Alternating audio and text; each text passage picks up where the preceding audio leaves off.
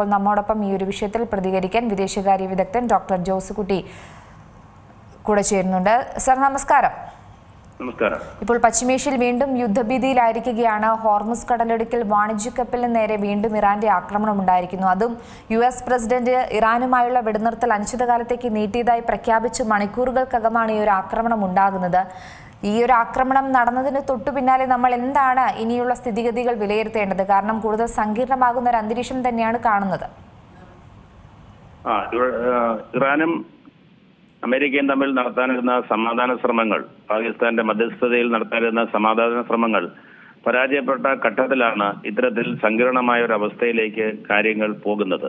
ഇതിൽ പ്രധാനമായും നമ്മൾ ശ്രദ്ധിക്കേണ്ടത്, ഇറാൻ 10 ദിവസത്തെ വെടിനിർത്തലിന്റെ ഭാഗമായി ഹോർമുസ് കടൽ തുറന്നു കൊടുത്തുവെങ്കിലും അമേരിക്ക നാവിക ഉപരോധം ഏർപ്പെടുത്തിയത് കൊണ്ട് ഇറാൻ തുറമുഖങ്ങളിലേക്ക് വരുന്നതും പോകുന്നതുമായ കപ്പലുകൾക്ക് ഉപരോധം വന്നതോടുകൂടി അവിടെയുള്ള എല്ലാ വ്യാപാരങ്ങളും സ്തംഭിക്കുകയാണ്.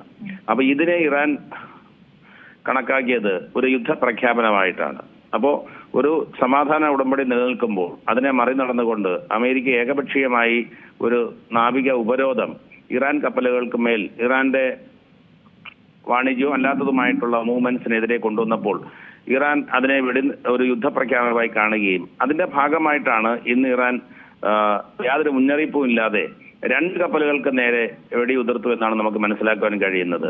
അതായത് ഇനിയൊരു സമാധാന ചർച്ചകൾക്ക് പോകുന്നതിന് മുമ്പ് അമേരിക്ക ഏർപ്പെടുത്തിയിരിക്കുന്ന നാവിക ഉപരോധം പിൻവലിച്ചാൽ മാത്രമേ സമാധാന ചർച്ചയ്ക്ക് ഞങ്ങൾ തയ്യാറുള്ളൂ എന്ന ഒരു സന്ദേശമാണ് ഇറാൻ നൽകുന്നത്. മാത്രവുമല്ല, ഇത്രയും ദിവസം യുദ്ധങ്ങളും ഉപരോധങ്ങളുമായി ഇറാൻ നിന്നുവെങ്കിലും തങ്ങൾക്ക് ഇനിയും ആക്രമിക്കാനുള്ള ശേഷിയുണ്ട്, അല്ലെങ്കിൽ ഹോർമോസ് കടലെടുക്ക് തങ്ങളുടെ അധീനതയിലാണ്, തങ്ങൾക്ക് വേണ്ട വിധം അവിടുത്തെ മൂവ്മെന്റ്സിനെ തടയാം, അല്ലെങ്കിൽ ഉപരോധിക്കാം, ആക്രമിക്കാം എന്നൊരു സന്ദേശമാണ് ഇത് നൽകുന്നത്. എന്നിരുന്നാലും ട്രംപിന്റെ ഭാഗത്ത് വന്നുള്ള മറ്റൊരു പ്രഖ്യാപനം നമ്മൾ ശ്രദ്ധിക്കേണ്ടതുണ്ട്. അനിശ്ചിതകാലത്തേക്ക് വെടി നിർത്തിയിരിക്കുകയാണ്, ആ വെടിനിർത്തൽ തുടരും എന്നാണ് പറഞ്ഞിരിക്കുന്നത്. അതായത് ഇങ്ങനെയൊക്കെ പറയുമ്പോഴും പ്രശ്നങ്ങൾ സങ്കീർണമായി തുടരുകയാണെങ്കിലും ഒരു വലിയ യുദ്ധത്തിലേക്ക് പോകുന്നതിന് വിമുഖത അമേരിക്കയുടെ ഭാഗത്ത് ഉണ്ട്. അതുകൊണ്ട് ഞാൻ മനസ്സിലാക്കുന്നത്, അമേരിക്കയുടെ നാവിക ഉപരോധം നിലനിർത്തിക്കൊണ്ട് തന്നെ ഇറാനെ പരമാവധി സമ്മർദ്ദത്തിലാക്കി ഒരു സമാധാന ഉടമ്പടിയിലേക്ക് കൊണ്ടുവരിക എന്ന ഒരു തന്ത്രമാണ് അമേരിക്ക ഇപ്പോൾ പയറ്റുന്നത്.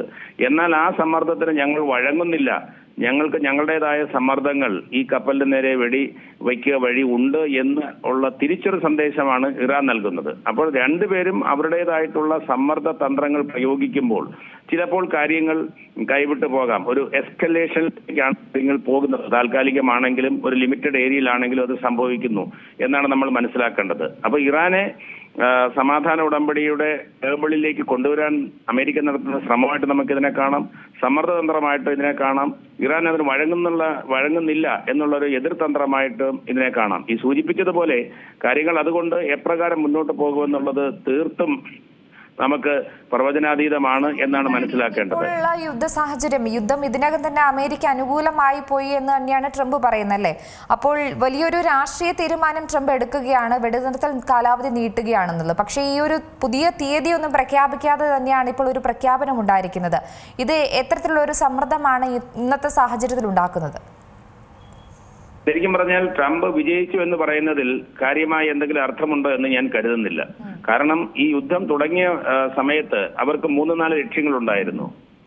ഒന്ന്, ഇറാന്റെ ആണവ പദ്ധതി അവസാനിപ്പിക്കുക, അവരുടെ മിസൈൽ ശേഷി കുറയ്ക്കുക, അതുപോലെ തന്നെ ഇറാന്റെ നിഴൽ സംഘങ്ങളെയും അതുപോലെ ഇറാന് പിന്തുണ കൊടുക്കുന്ന രാജ്യങ്ങളെയും നിയന്ത്രിക്കുക, അങ്ങനെ ഇറാനെ പരമാവധി ദുർബലമാക്കുക. ഇതിൽ ഒരു ലക്ഷ്യവും അമേരിക്ക നേടിയതായി നമുക്ക് കരുതുവാൻ സാധിക്കില്ല. അങ്ങനെയെങ്കിൽ എന്തിനാണ് അനിശ്ചിതമായിട്ട് വെടിനിർത്തൽ അമേരിക്ക പ്രഖ്യാപിച്ചിരിക്കുന്നത്? അപ്പൊ അമേരിക്കയുടെ, പ്രത്യേകിച്ചും ട്രംപിന്റെ ഈ അവകാശവാദങ്ങളും പ്രസ്താവനകളും നമുക്കും ഒരിക്കലും ഗൗരവത്തോടുകൂടി കാണുവാൻ കഴിയില്ല എന്നുള്ളതാണ് വസ്തുത. അതുകൊണ്ടാണ് ഞാൻ പറഞ്ഞത് ഇതിനെ സമ്മർദ്ദതന്ത്രങ്ങളായിട്ട് നിലനിർത്തിക്കൊണ്ട് എങ്ങോട്ട് എന്താണ് ഇനി അടുത്തതായി ചെയ്യേണ്ടതെന്ന് അമേരിക്കയ്ക്ക് കൃത്യമായിട്ടുള്ള ഒരു ധാരണയില്ലാത്ത രീതിയിലാണ് ഈ പ്രസ്താവനകൾ പറയുന്നത്. താങ്കൾ വിജയിച്ചു എന്ന് പറയുമ്പോൾ ലക്ഷ്യങ്ങളൊന്നും നേടാതെ തന്നെ എന്ത് വിജയമാണ്? ഹോർമൂസ് കടലിടുക്കിലൂടെ നിലപാടുകളും പ്രധാനപ്പെട്ട ഒന്ന് തന്നെയാണല്ലോ അല്ലെ? അമേരിക്കൻ വിലയിരുത്തൽ പ്രകാരം ഇറാനിലെ അധികാര കേന്ദ്രങ്ങൾ ഒരേ ദിശയിലല്ല നീങ്ങുന്നത്, ഒരേ നിലപാടിലല്ല നീങ്ങുന്നത് എന്നല്ലേ അമേരിക്കൻ വിലയിരുത്തലും? ഇതൊരു നേരത്തെ സൂചിപ്പിച്ച പോലെ തന്നെ ഒരു രാഷ്ട്രീയ തന്ത്രം ട്രംപിന്റെ രീതിയിൽ നോക്കുകയാണെങ്കിൽ അതും എത്രത്തോളം ഈ യുദ്ധത്തെ സ്വാധീനിക്കുമെന്നതും പ്രധാനപ്പെട്ട ഒന്നല്ലേ? തീർച്ചയായിട്ടും. ഇപ്പം ട്രംപ് ഇത് പറയുന്നു, അവർക്ക് ഏകാഭിപ്രായമില്ല, അല്ലെങ്കിൽ ഇറാനിൽ നിലവിലുള്ള ഭരണ സംവിധാനത്തിന്, പ്രത്യേകിച്ച് റവല്യൂഷണറി ഗാർഡിന്റെ നേതാക്കന്മാർക്കോ അല്ലെങ്കിൽ ഭരണത്തിന്റെ മറ്റു തലങ്ങളിൽ ഇരിക്കുന്നവർ തമ്മിൽ ഏകാഭിപ്രായമില്ല എന്ന് പറയുന്നത് ട്രംപാണ്. പക്ഷേ ഇറാന്റെ ഭാഗത്തുനിന്ന് കൃത്യമായി അവർ ചർച്ചയ്ക്ക് വരാതിരുന്നപ്പോൾ ആ ചർച്ചയ്ക്ക് ഇരുന്നു കൊണ്ട് ഇറാൻ ശക്തമായിട്ടുള്ളൊരു നിലപാട്, അല്ലെങ്കിൽ അമേരിക്കയുടെ സമ്മർദ്ദങ്ങൾക്ക് വിധേയമാകാത്തൊരു നിലപാടാണ് അവരെടുക്കുന്നത് എന്നുള്ള കൃത്യമായിട്ടുള്ളൊരു സന്ദേശം അമേരിക്കയ്ക്ക് നൽകുകയാണ് അവർ. അപ്പോൾ ട്രംപ് പറയുന്നത് ഇറാന്റെ ലീഡർഷിപ്പിൽ ഡിവിഷൻ ഉണ്ട്, അഭിപ്രായ വ്യത്യാസമുണ്ട്, അതുകൊണ്ടാണ് അവർക്ക് ചർച്ചയ്ക്ക് വരാൻ പറ്റാത്തതെന്നുള്ളത് എത്രമാത്രം നമുക്ക് ശരിയാണെന്ന് മനസ്സിലാക്കാൻ യാതൊരു മാർഗവുമില്ല. എന്തായാലും ഒരു കാര്യം വ്യക്തമാണ്, എന്ത് സമ്മർദ്ദതന്ത്രമാണോ അമേരിക്ക ഇറാനെ ചർച്ചയിലേക്ക് കൊണ്ടുവന്ന് അമേരിക്ക ഇഷ്ടപ്പെടുന്ന രീതിയിലുള്ള ഒരു കരാറിലേക്ക്, ഒരു വെടി നിർത്തലിലേക്ക്, ഒരു യുദ്ധം അവസാനിപ്പിക്കലിലേക്ക് എത്തുവാൻ കഴിയുമോ എന്നുള്ളതിനെ കുറിച്ച് എന്താണോ ട്രംപ് പറയുന്നത് അതിനെ പൂർണ്ണമായും തങ്ങൾ അംഗീകരിക്കുന്നില്ല. ഇപ്പം ഏകദേശം ഇത്രയും ദിവസങ്ങളായല്ലോ യുദ്ധം തുടങ്ങിയിട്ട്, എന്നിട്ടും ഞങ്ങൾക്ക് അത്യാവശ്യം ഈ യുദ്ധക്കപ്പലുകളെ വാണിജ്യ കപ്പലുകൾക്കെതിരെ വെടി ഉതിർക്കുവാനുള്ള ശേഷിയുണ്ട് എന്ന് ഇറാൻ കാണിക്കുമ്പോൾ അതിനെ നമുക്ക് ലഘുവായി കാണുവാൻ സാധിക്കില്ല എന്നാണ് എന്റെ അഭിപ്രായം. അതുകൊണ്ട് പ്രശ്നം സങ്കീർണമായി തുടരുന്നു. ഇരുകൂട്ടരും അതിൽ ഏറ്റവും പ്രധാനപ്പെട്ട ഒരു കാര്യം ഇറാൻ പറഞ്ഞത്, ഞങ്ങൾ ട്രംപിനെ ഒരിക്കലും വിശ്വസിക്കുന്നില്ല. കാരണം ഇതിനു മുമ്പ് നടന്ന സമാധാന ചർച്ചയ്ക്ക് ഇടയ്ക്കാണ് യുദ്ധം തുടങ്ങിയതെന്നും അപ്രതീക്ഷിതമായിട്ട് ഇറാനെ ആക്രമിച്ചതും. അതുകൊണ്ട് ട്രംപിന്റെ പ്രസ്താവനകൾക്കോ അല്ലെങ്കിൽ അദ്ദേഹത്തിന്റെ ട്രൂ പോസ്റ്റിലൊക്കെ പോസ്റ്റ് ചെയ്യുന്ന കാര്യങ്ങൾക്കോ എന്തെങ്കിലും വില ലോകരാജ്യങ്ങൾ തന്നെ കൊടുക്കുന്നില്ല, മറിച്ച് ഇറാനും അതൊട്ടും വിശ്വസിക്കുന്നില്ല. എന്നിരുന്നാലും ഇപ്പോഴത്തെ വെടിനിർത്തലിന് അമേരിക്ക സമ്മതിച്ചിരിക്കുന്നത് പാകിസ്ഥാന്റെ അഭ്യർത്ഥനയിലാണ് എന്നാണ്. അതിൽ നിന്ന് നമ്മൾ മനസ്സിലാക്കുന്നത്, നമ്മൾ ഈ കാണുന്നതിന്റെ പിന്നാമ്പുറത്ത് അമേരിക്കയുടെയും ഇറാന്റെയും ചില പ്രതിനിധികളെങ്കിലും ചില മേഖലകളിൽ യുദ്ധം അവസാനിപ്പിക്കുന്നതിന് വേണ്ടിയിട്ടുള്ള ചർച്ചകൾ നടത്തുന്നുണ്ട്. അതുകൊണ്ടായിരിക്കുമല്ലോ അമേരിക്കയും പാകിസ്ഥാന്റെ അഭ്യർത്ഥനയെ മാനിച്ചുകൊണ്ട് ഞങ്ങൾ വെടിനിർത്തുന്നു എന്ന് പറയുന്നത്. എവിടെയൊക്കെയോ ചില ചർച്ചകൾ നടത്തുന്നുണ്ട്. കാര്യമായ അഭിപ്രായ വ്യത്യാസങ്ങൾ ഉള്ളത് ഒരു സംശയം ഉദിക്കുന്നത്, അതായത് പാകിസ്ഥാൻ ഈ സമവാക്യത്തിൽ നിർണായക വേഷത്തിലുണ്ടല്ലോ, അപ്പൊ പാകിസ്ഥാന്റെ റോളുകൾ അത് ട്രംപിനാണോ ഗുണം ചെയ്യുക അതോ ഇറാനാണോ? തീർച്ചയായിട്ടും പാകിസ്ഥാന്റെ നിലപാടുകള് നമ്മൾ ഇപ്പോഴത്തെ ഒരു ലോക രാഷ്ട്രീയ സാഹചര്യവും പാകിസ്ഥാനും അമേരിക്കയും തമ്മിലുള്ള ബന്ധവും മനസ്സിലാക്കിയാൽ പാകിസ്ഥാൻ എടുക്കുന്ന നിലപാടുകൾ അമേരിക്കയ്ക്ക് വിധേയമായിട്ട് എടുക്കുവാനാണ് കൂടുതൽ സാധ്യത എന്നാണ് ഞാൻ വിലയിരുത്തുന്നത്. കാരണം പാകിസ്ഥാന്റെ ഭൗമരാഷ്ട്രീയ പ്രാധാന്യം ഇപ്പോൾ അമേരിക്ക കൊടുക്കുന്ന പ്രാധാന്യത്തോട് ചേർന്ന് നിൽക്കുന്നതാണ്. അതുകൊണ്ടാണ് ഞങ്ങൾ പാകിസ്ഥാനെ എല്ലാം ഏൽപ്പിച്ചിരിക്കുന്നു, പാകിസ്ഥാൻ പറഞ്ഞതുകൊണ്ട് വെടിനിർത്തുന്നു. ഇത് നമുക്കൊരിക്കലും തീർത്തും പറയുകയാണെങ്കിൽ വളരെ വിചിത്രമായിട്ടുള്ളൊരു വാദമാണ്. പാകിസ്ഥാൻ എന്ന് പറയുന്ന ഒരു സൈനിക നേതൃത്വത്തിലുള്ള ഒരു രാഷ്ട്രം, അവിടുത്തെ മിലിറ്ററി ഫീൽഡ് മാർഷലാണ് ഇന്ന് നേതൃത്വം കൊടുക്കുന്നത്. അപ്പം അത്തരത്തിലുള്ള ഒരു ഭരണകൂടത്തെ അമേരിക്ക അംഗീകരിച്ച് അതിന് പ്രാധാന്യം കൊടുക്കുമ്പോൾ അവിടെ നിന്ന് പാകിസ്ഥാന് കുറേയധികം നേട്ടങ്ങളുണ്ട്. അത് പാകിസ്ഥാന് കിട്ടുന്ന ഒരു അംഗീകാരത്തിന്റെ നേട്ടം, ഇമ്രാൻഖാനെ വീട്ടിൽ അടച്ചിരിക്കുന്നതിന്റെ നേട്ടം, അങ്ങനെ നേടിയെടുക്കാവുന്ന ഒരു ലെജിറ്റിമസി അത് അമേരിക്ക പാകിസ്ഥാന് കൊടുക്കുന്നു. അപ്പം പാകിസ്ഥാൻ മുന്നോട്ട് വയ്ക്കുന്ന നിലപാടുകൾ എന്തൊക്കെ മധ്യസ്ഥ ശ്രമങ്ങളാണോ അല്ലെങ്കിൽ പ്രൊവിഷൻസ് ആണോ അമേരിക്കയുടേതായിട്ട് ഇറാന് മുന്നിൽ അവതരിപ്പിക്കുന്നത്? എന്റെ അഭിപ്രായത്തിൽ പാകിസ്ഥാൻ ഒരിക്കലും അമേരിക്കയുടെ താല്പര്യങ്ങൾക്ക് വിരുദ്ധമായിട്ടുള്ള ഒരു സമാധാന കരാർ വ്യവസ്ഥകൾ ഇറാന് മുന്നിൽ വെക്കുവാൻ കഴിയില്ല എന്നാണ് ഞാൻ വിശ്വസിക്കുന്നത്. അതേസമയം തന്നെ പാകിസ്ഥാൻ ഒരു ഇസ്ലാമിക രാഷ്ട്രമാണ്. Pakistan, Turkey, Egypt, Saudi Arabia എന്ന് നമ്മൾ പറയുന്ന ഒരു ഇസ്ലാമിക് നേറ്റോയുടെ പ്രതിനിധിയായിട്ട് കൂടി പാകിസ്ഥാൻ ഒരു പങ്കുണ്ട്. ഇന്ന് നമ്മൾ വേൾഡ് ബാങ്കിന്റെ മറ്റൊരു മാപ്പിൽ കണ്ടത് പാകിസ്ഥാനെ അവർ വിശേഷിപ്പിക്കുന്നത് ഇപ്പോ അമേരിക്ക പറയുന്ന ഈ പശ്ചിമേഷ്യ, അതായത് അമേരിക്ക അവരെ വിളിക്കുന്നത് മിഡിൽ ഈസ്റ്റ് എന്നാണ്.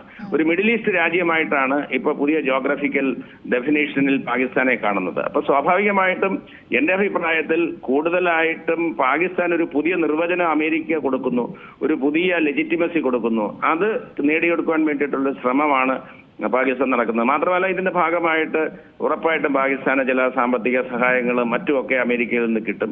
അതുകൊണ്ട് പാകിസ്ഥാൻ കൂടുതലും അമേരിക്കയുടെ വക്താവായിട്ടായിരിക്കും ഇറാന്റെ മുന്നിൽ അവതരിപ്പിക്കുക. പിന്നെ നമ്മൾ മനസ്സിലാക്കേണ്ട ഒരു കാര്യം, ഇത്രയും ദിവസം യുദ്ധം ചെയ്തിട്ട് ഇറാന് നല്ല നാശനഷ്ടങ്ങൾ ഉണ്ടായിട്ടുണ്ട്. ഇറാൻ ഇത്രയും ശക്തമായി നിൽക്കുമ്പോഴും ഇറാനിൽ വന്നിരിക്കുന്ന നാശനഷ്ടങ്ങൾ വളരെ വലുതാണ്.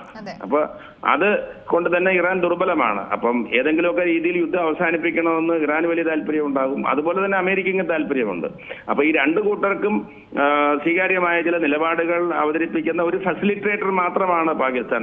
പക്ഷേ അമേരിക്കയുടെ നിലപാടുകൾക്ക് വിരുദ്ധമായിട്ടുള്ള എന്തെങ്കിലും കാര്യങ്ങളുമായിട്ട് ഇറാന്റെ മുന്നിൽ ചെല്ലുവാനായിട്ട് പാകിസ്ഥാന് കഴിയില്ല. അതാണ് പാകിസ്ഥാനെ ഏൽപ്പിച്ചിരിക്കുന്ന ദൗത്യം. അപ്പൊ പാകിസ്ഥാന്റെ ഒരു ഇസ്ലാമിക് ഐഡന്റിറ്റി ഉപയോഗിച്ചുകൊണ്ട് തന്നെ ഇറാൻ എന്ന് പറയുന്ന ഒരു ഇസ്ലാമിക രാഷ്ട്രത്തിന് മുമ്പിൽ അമേരിക്കയുടെ താല്പര്യങ്ങൾ സംരക്ഷിക്കുവാനായിട്ടുള്ള ഒരു വാതിലായിട്ട്, ഒരു മീഡിയേറ്ററായിട്ട്, ഒരു ബ്രോക്കറായിട്ടാണ് പാകിസ്ഥാൻ കൂടുതലായി അവതരിക്കുവാൻ സാധ്യത. തീർച്ചയായും ഒരു സംശയം കൂടിയുണ്ട്. അതായത് ഇപ്പോൾ ഗുജറാത്തിലേക്കുള്ള ചരക്ക് കപ്പൽ ഉൾപ്പെടെയാണല്ലോ ഹോർമുസ് കടലിടുക്കിൽ വാണിജ്യ കപ്പലുകൾക്ക് നേരെ ഇറാന്റെ ആക്രമണം ഉണ്ടായിരിക്കുന്നത്. അപ്പോൾ ഈ ആക്രമണം ശരിക്കും ഈ സംഭവം നടന്നതിന് പിന്നാലെ ഇന്ത്യയും ഇറാനും തമ്മിലുള്ള സംഘർഷം വർദ്ധിക്കാനുള്ള ഒരു സാഹചര്യം നിലനിൽക്കുന്നുണ്ടോ? ഇത് യാദൃശ്യമായിട്ട് അവർ ഇന്ത്യയെന്നോ അല്ലെങ്കിൽ മറ്റൊരു രാജ്യമെന്നോ നോക്കിയിട്ടായിരിക്കില്ല ഇറാൻ വെടിവെച്ചിട്ടുണ്ടാവുക അല്ലെങ്കിൽ കപ്പലിനെ തടഞ്ഞിട്ടുണ്ടാവുക. അപ്പൊ ഇന്ത്യയുമായിട്ട് ഇറാന് വളരെ ചരിത്രപരമായിട്ടൊരു ബന്ധമുണ്ട്. ഈ യുദ്ധത്തിന്റെ നാളുകളിൽ പോലും അവർ പല കാര്യങ്ങളിൽ സഹകരിച്ചു. ഇന്ത്യയുടെ ചില കപ്പലുകളെ വിട്ടയച്ചിരുന്നു. ചില കപ്പലുകളെ ഈ സമ്മർദ്ദതന്ത്രത്തിന്റെ ഭാഗമായി തടയുകയോ അല്ലെങ്കിൽ വെടിവെക്കാൻ ശ്രമിക്കുകയോ ചെയ്തിട്ടുണ്ട്. അതൊരു ഇന്ത്യ വിരുദ്ധ നയമായിട്ട് ഞാൻ കാണുന്നില്ല. മറിച്ച് അമേരിക്കക്കെതിരെ അല്ലെങ്കിൽ ലോക രാഷ്ട്രീയത്തിൽ ഞങ്ങളെ എതിർചേരിയിൽ നിർത്തിക്കൊണ്ട്, ഞങ്ങൾക്കെതിരെ യുദ്ധം പ്രഖ്യാപിച്ചുകൊണ്ട്, ഞങ്ങൾക്കെതിരെ ഉപരോധങ്ങൾ ഏർപ്പെടുത്തിക്കൊണ്ട് സ്വതന്ത്രമായ കാര്യങ്ങൾ ഹോർമുസ് കടലിലൂടെ വാണിജ്യം നടത്താം അല്ലെങ്കിൽ കപ്പലുകൾക്ക് യാത്ര ചെയ്യാം എന്നത് വ്യാമോഹമാണെന്ന് കാണിക്കുവാൻ വേണ്ടിയിട്ട് ഇറാൻ എടുത്തിരിക്കുന്ന നിലപാടായിട്ട് മാത്രമേ ഞാനതിനെ കാണുന്നുള്ളൂ. മറിച്ച് ഒരു ഇന്ത്യ സ്പെസിഫിക് നടപടിയാണ് ഇറാൻ എടുത്തിരിക്കുന്നതെന്ന് മനസ്സിലാക്കാൻ നമുക്ക് സാധിക്കില്ല. പക്ഷേ അതിൽ നമ്മൾ മനസ്സിലാക്കേണ്ട ഒരു കാര്യം, അമേരിക്ക ഉപരോധം ഏർപ്പെടുത്തിയിരിക്കുന്നത് ഇറാന്റെ കപ്പലുകൾക്ക് മാത്രമാണ്. ഇറാൻ കപ്പലുകൾ എന്ന് ഞാൻ പറയുമ്പോൾ ഇറാന്റെ പോർട്ടിലേക്ക് വരുവാനും അവിടെ നിന്ന് ഇറാനിൽ നിന്ന് മറ്റു രാജ്യങ്ങളിലേക്ക് പുറപ്പെടുന്ന കപ്പലുകൾക്കുമാണ് ഉപരോധം ഏർപ്പെടുത്തിയിരിക്കുന്നത്. എന്ന് പറഞ്ഞാൽ ഹോർമുസ് കടലിടുക്കിലൂടെ മറ്റ് കപ്പലുകൾക്ക് പോകാൻ അമേരിക്ക അനുവാദം കൊടുക്കുന്നുണ്ട്. എന്നാൽ അത് സാധ്യമല്ല എന്ന് തെളിയിക്കുവാൻ വേണ്ടിയിട്ടുള്ള ഒരവസരമായിട്ട് ഇറാൻ അതിനെ ഉപയോഗിച്ചിട്ടുണ്ടാവാം. ആ സമയത്ത് പ്രത്യേക സാഹചര്യത്തിൽ അതൊരു ഇന്ത്യൻ കപ്പലായിരുന്നു എന്നതുകൊണ്ട് ഇന്ത്യയുമായിട്ടൊരു പ്രത്യേക വൈരാഗ്യം, ശത്രുത ഇറാൻ ഉണ്ട് എന്ന് ഞാൻ കരുതുന്നില്ല. തീർച്ചയായും വളരെയധികം നന്ദി ചെറിയ അവസരത്തിൽ പ്രതികരിച്ചത്. ഏറ്റവും പുതിയ വാർത്തകളും വിശേഷങ്ങളും വിരൽ തുമ്പിലറിയാൻ സീ മലയാളം ന്യൂസ് എല്ലാ ഡിജിറ്റൽ പ്ലാറ്റ്ഫോമുകളിലും ലഭ്യം.